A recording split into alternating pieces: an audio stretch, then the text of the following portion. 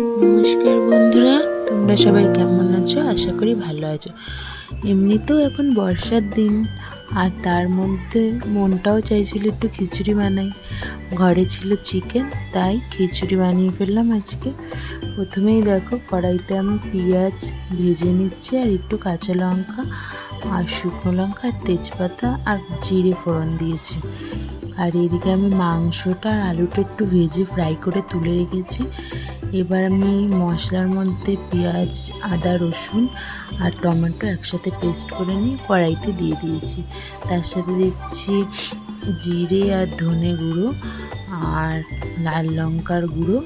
এবার আমি এটাকে ভালো করে কষে নেব। এমনিতেই ওয়েদারটা ঠান্ডা ঠান্ডা, বাইরে বৃষ্টি হচ্ছে, আর অনেক দিন যাবৎ ঘরের সবাই বলছেন যে একটু চিকেন দিয়ে খিচুড়ি বানাতে। তাই ঘরেই সব মোটামুটি ছিল, তাই ভাবলাম আজ বানিয়েই নিই। এদিকে দেখো, আমার মশলাটা পুরো কষে গেছে।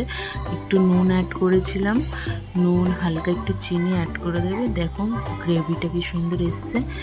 এবার আমি ধীরে ধীরে এগুলোর মধ্যে একে একে অ্যাড করে দেবো আমার ভেজে রাখা আলুটা আর চিকেনটা। এবার এটাকে দিয়ে আমি ভালো করে কষে নেব।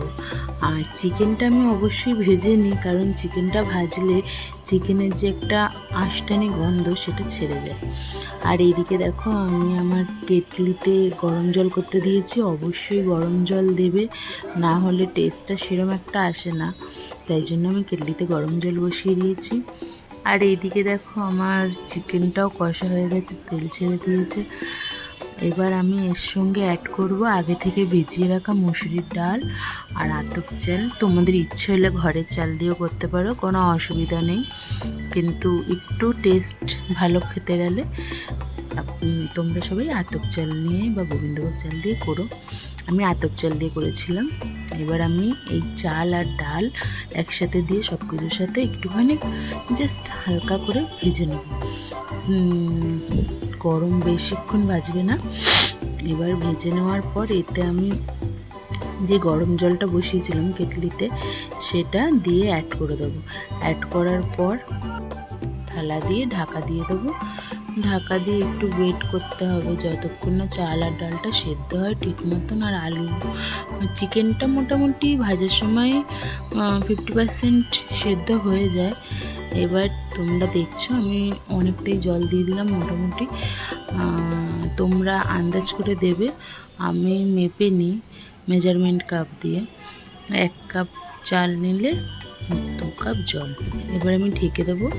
ঢেকে দিয়ে এটাকে হতে দেবো যতক্ষণ না এটা সেদ্ধ হবে।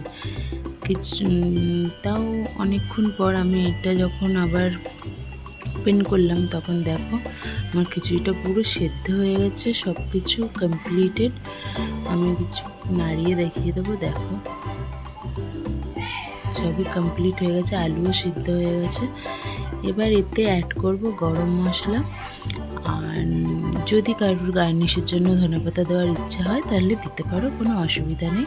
আমার ঘরে ধনেপাতা ছিল না, তাই আমি গরম মশলা দিয়েই নামিয়ে নিয়েছি। আর আমার একটু নুন কম হয়েছিল, তাই আমি একটু নুন অ্যাড করেছি। তোমরা অবশ্যই দেখে নেবে একটু নুন ঠিক আছে কিনা। ওকে, ভালো লাগলে ভিডিওটা একটা লাইক করে দিও, আর কমেন্টসে জানিও তোমাদের কার কার চিকেন খিচুড়ি খেতে ভালো লাগে।